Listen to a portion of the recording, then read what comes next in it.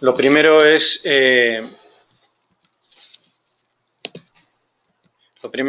poner un poco de contexto. Todos conocéis lo que es el Winter Package, que cuelga de las iniciativas de la Unión Europea, al igual que muchas directivas en el área de eficiencia energética, renovables, etcétera. Otra gran influencia en todo lo que es gases de efectos invernaderos y las políticas que se están implementando a nivel de país son París, de forma muy notable, y todas las conferencias anteriores dentro del protocolo de Kioto. Las últimas novedades en Europa, ya sabéis que ha habido modificaciones en las directivas 2010-31 de eficiencia energética de edificios y 2012-27 de eficiencia energética, que se acaban de publicar.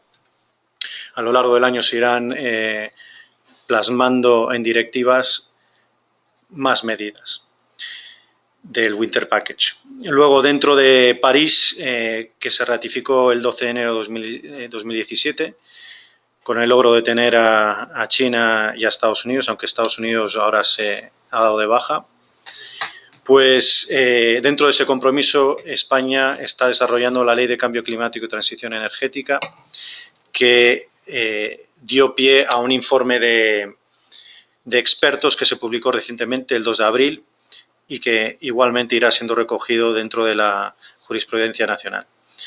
Actualmente, dentro de las medidas que están traspuestas, los objetivos se han fijado principalmente a 2020. El Plan Nacional de Eficiencia Energética vigente es de 2014 a 2020 y afecta tanto industria como transporte, como edificación, equipamiento, servicios públicos, agricultura y comunicación. Ahí hemos mostrado los kiloteps año que se prevé ahorrar dentro de cada uno de ellos.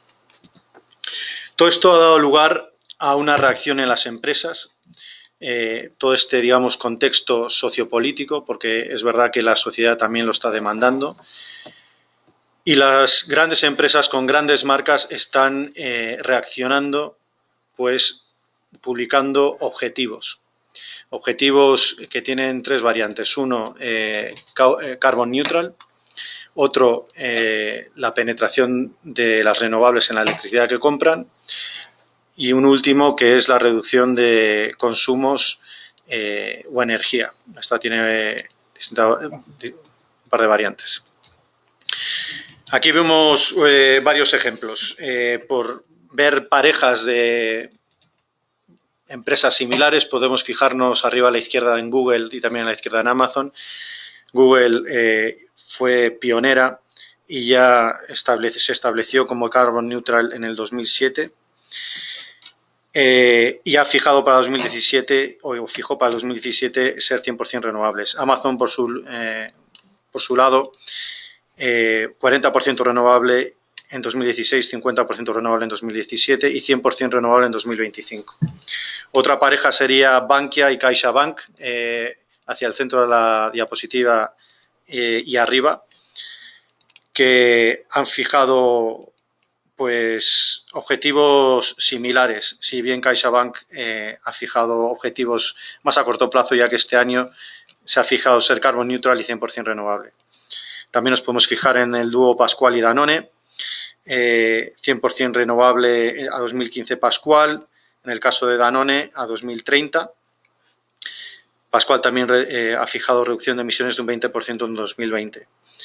Finalmente nos podríamos fijar en Meliá y el grupo NH, que están a ambos extremos de la diapositiva.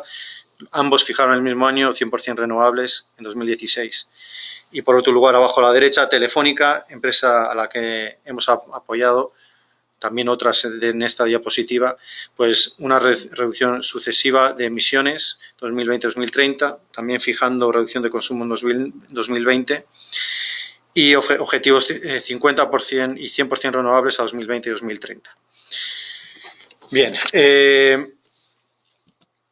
claramente se ha visto una intensificación de la publicación de estos objetivos y también se ven concordancias en cuanto a las fechas que se eligen. 2020,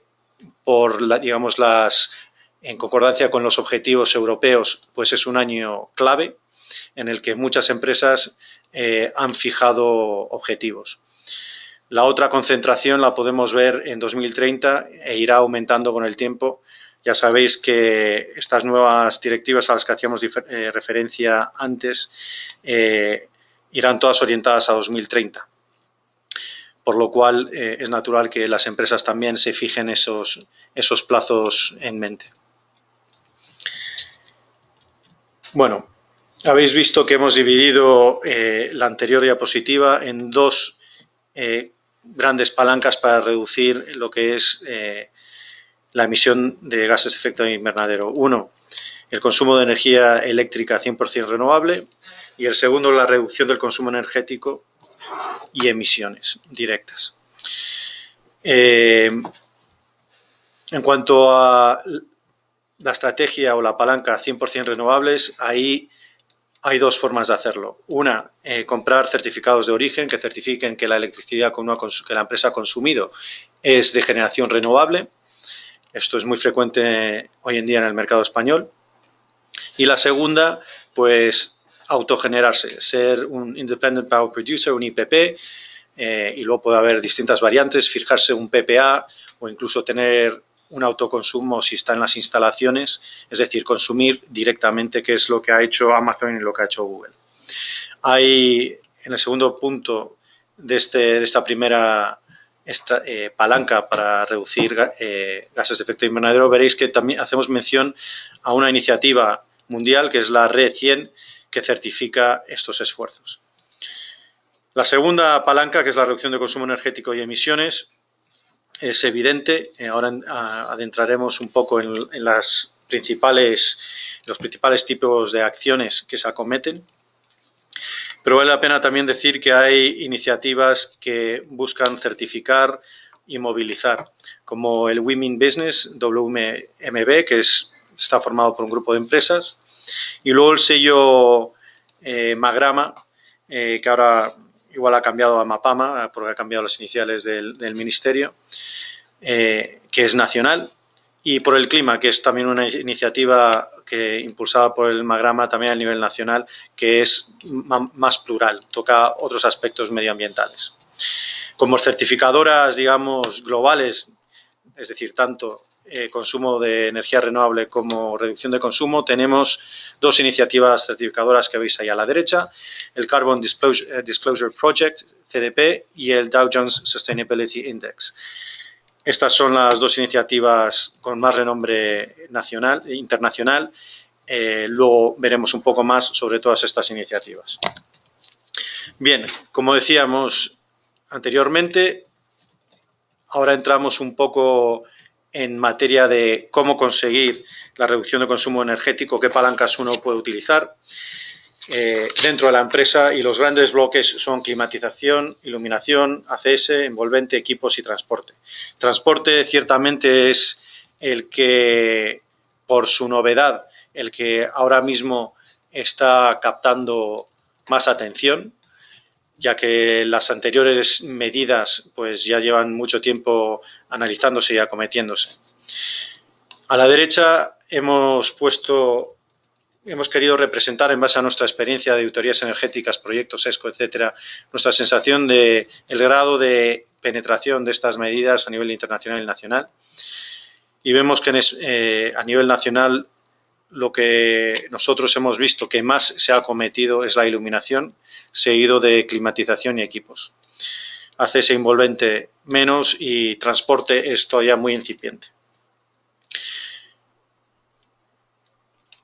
A nivel internacional, esta foto es similar, si bien vemos que hay, y aquí nos estamos comparando, digamos, con países más avanzados, pues han avanzado un poco más en climatización, en equipos y en transporte. Ya sabéis que en temas de transporte los líderes a nivel de Europa son Noruega y Holanda, pero falta mucho por hacer. Bien, entrando en las iniciativas certificadoras,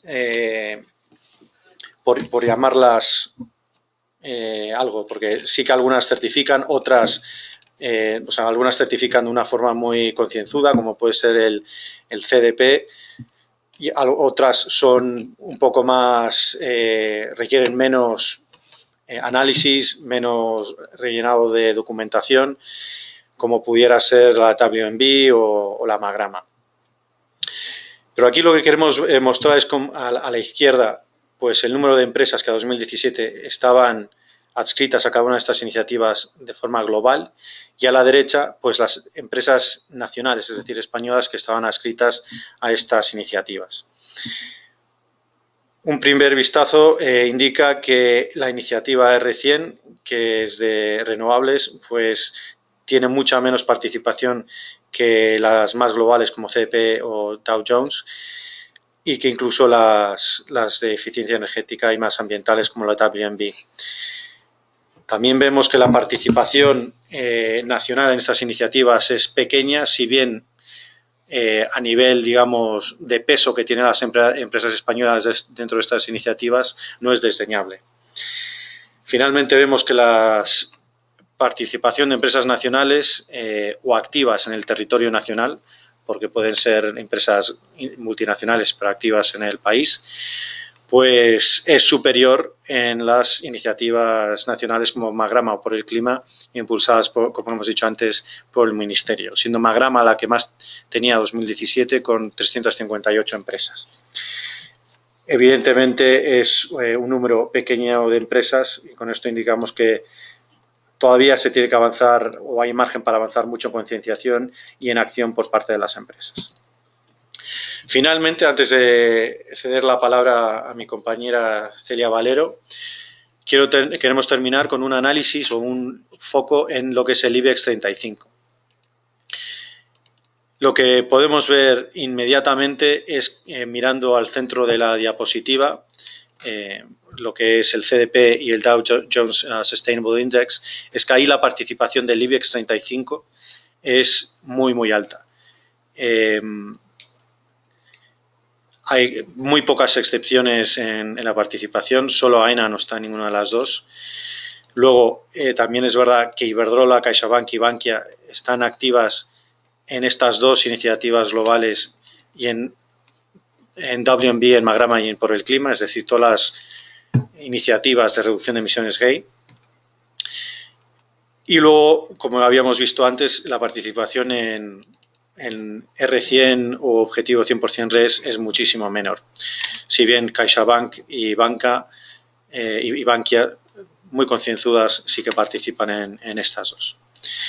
Entonces, como decíamos al principio, queríamos aquí establecer el contexto y también dar una idea de lo mucho que falta por hacer en las empresas, y esta es precisamente una tarea con la que Creara se pone a vuestra disposición para ayudaros. Sin más que añadir, pasamos a lo que es la segunda sección de la presentación de este webinar de hoy, titulada Ejemplo de elaboración de planes de reducción de gases de efecto invernadero. Celia, por favor. Gracias, José. Buenas tardes a todos. Buenos días a la gente que nos escucha desde Centro y Sudamérica. Mi nombre es Celia Valero y mi idea ahora es tratar de explicar cómo estructurar un plan estratégico de reducción de emisiones a partir de proyectos reales que hemos hecho en Creara. Entonces, lo que hemos ido viendo hasta ahora es que las empresas se han enfrentado a un problema real cuando tienen que definir unos objetivos de reducción de emisiones. ¿Por qué? Pues porque al final es que es muy complicado el hecho de integrar distintas variables de negocio de la compañía y la contribución real de las medidas de reducción. ¿Por qué digo esto? Pues básicamente cuando una empresa fija unos objetivos de reducción y se compromete a reducir estas emisiones futuras, no solo tienen que analizar esas previsiones de KPIs y esos objetivos de reducción, sino que también tienen que ver cómo estas medidas y cómo la variación de estas medidas y de estos KPIs pueden influir en las metas de la empresa y en las metas establecidas. Entonces, obviamente esto no es una tarea sencilla. Mi idea es que en este webinar, pues desde la experiencia que tenemos en Creara, ofrecer alguna serie de pistas de cómo poder hacerlo de una manera sencilla, segura y sobre todo confiable. Hemos elaborado este roadmap en el cual podemos ver cómo se distribuye un proyecto de estas características. Al final, generalmente, lo que solemos basarnos es en 5 pasos. Uno primero, que es el conocimiento de la organización y la recogida de datos. Al final, aquí es donde reside gran parte del éxito del proyecto, porque los datos de partida son limitantes si son necesarios a la hora de definir esa calidad. Recordemos que es un proyecto con una gran cantidad de datos, tanto fuentes internas como externas. De todas maneras, luego vamos a entrar punto por punto en cada uno de estos puntos, no me voy a extender mucho, pero a grosso modo deberíamos tener en cuenta eso, que este punto es muy importante. Luego hay una segunda fase, que es la de elaboración de proyecciones, en la cual se establecen una serie de métricas a partir de las cuales elaboramos una proyección del consumo eléctrico y energético y de las emisiones de gases de efecto invernadero. Esto nos permite también ver si las proyecciones que se han hecho en la empresa por distintos planes estratégicos y por distintos análisis están alineados con la realidad y con lo que se espera que vaya a pasar. Hay una siguiente fase, que es la de evaluación de potenciales ahorros, y básicamente consiste en analizar y en seleccionar una serie de medidas de reducción de consumos energéticos que lo que van a hacer va a ser ayudarnos a cumplimentar y a cubrir esos objetivos planteados. El siguiente punto será la elaboración del escenario. Nosotros vamos a generar una serie de escenarios, vamos a establecer nuestro escenario business as usual, que lo que determina es cómo va a crecer el consumo energético y las emisiones de la compañía sin ninguna medida de eficiencia energética. Y por otro lado, el most likely scenario, podemos definir tantos escenarios como queramos, pero dos son los importantes. Pues este segundo escenario, que es el most likely scenario, tiene en cuenta tanto los planes estratégicos de la compañía como las inversiones que se van a destinar a eficiencia energética, a medidas de acción, etc. Y luego, por último, tenemos esa propuesta de objetivos, que al final es lo que queremos en este plan estratégico, que lo que nos va a decir es cuáles son nuestros objetivos globales y nuestros objetivos intensivos que tenemos que cumplir. Además, todo esto lo solemos acompañar del establecimiento del escenario 2DS, de acuerdo a la metodología SDA, que veremos más adelante. Todas estas acciones es muy importante llevarlas a cabo desde el punto de vista de instalación y de los distintos países y de las distintas ubicaciones que tenga la industria o la empresa ubicadas a lo largo del mundo. Lo que vemos aquí es que un proyecto de estas características, como comentábamos previamente, involucra una cantidad de información muy grande. Entonces, necesitamos que el levantamiento de información sea muy pulcro y siempre esté muy sistematizado, porque aquí reside gran parte del éxito del proyecto. Entonces, dentro de esta primera fase, lo que encontramos es dos puntos críticos. Uno que es definir el alcance. Como comentaba previamente, tenemos que tener muy claro cuál es la tipología de instalación sobre la que queremos actuar y sobre la que queremos fijar objetivos y cuáles son los países que van a ser objeto de estos objetivos. Dentro de estas instalaciones podemos aplicar flotas, data centers, oficinas, cualquier tipo de instalación que tenga la propia compañía. Entonces, a partir de estos datos y de este alcance, una vez fijado, lo que tenemos que hacer es obtener la información. ¿Qué información necesitamos? Pues básicamente el consumo energético histórico y las variables de negocio tanto históricas como proyectadas que vengan por los distintos planes estratégicos de la compañía. Al final, estos datos van a ser el input del modelo, por lo que la precisión del resultado final va a depender principalmente de la calidad de estos datos de entrada. Es muy importante que se consigan estos datos con precisión y que sean lo suficientemente buenos como para dar un resultado final coherente. Entonces, a nivel de datos internos, como comentaba previamente, necesitamos el consumo energético histórico y las variables de negocio. Y luego vamos a necesitar también una serie de datos externos, como por ejemplo factores de emisión, algunos gaps que encontremos de información, etc. Y los obtendremos siempre a partir de fuentes reputadas. Tienen que ser, si queremos hacer un análisis de objetivos lo más acertado posible, necesitamos que las fuentes de información sean siempre lo más reputadas posibles. Una vez que tenemos ya analizados cuáles son los datos de los que partimos, lo que hacemos es establecer una relación directa entre el consumo energético histórico y las distintas variables de la compañía históricas para obtener una función matemática que lo que nos permita es determinar qué va a pasar futuro. Al final estamos trabajando un poco con la premisa de conocer qué es lo que pasó en el pasado para poder entender lo que va a pasar en el futuro. Con ello, una vez que tengamos estos datos, podremos establecer esta función y luego, analizando los datos futuros, obtener el consumo energético futuro. Este consumo energético futuro, al final, lo que nos va a permitir es determinar las emisiones de gases de efecto invernadero, que es lo que estamos buscando, todo proyectado al año que se considere. Entonces, para ello, O sea, para estas emisiones, para obtener estas emisiones, lo que tenemos que tener en cuenta es, por un lado, el consumo energético proyectado que acabamos de obtener, el consumo de los gases fluorados en caso de que hubiese, pues, todos temas de compra de electricidad con garantía de origen, la compensación de emisiones, las fuentes renovables que estamos utilizando, etcétera. Y como comentaba previamente, no solo es importante los datos propios, sino los datos externos tienen que ser de una fuente que tenga cierto origen reputable, y al final los factores de emisión tienen que ser específicos de cada país siempre que sea posible y tienen que evolucionarse de acuerdo con fuentes pues como la Agencia Internacional de la Energía o siguiendo siempre una tendencia que esté establecida y que tenga una base científica. El siguiente paso de este proyecto es al final la evaluación de los ahorros. De entre todas las posibilidades de reducción de emisiones de gases de efecto invernadero, pues al final las medidas de eficiencia energética son las más recomendables y las más efectivas. De hecho, así yo creo que lo estableció la Agencia Internacional de la Energía en su documento de Energy, Climate Change and Environmental. Y luego también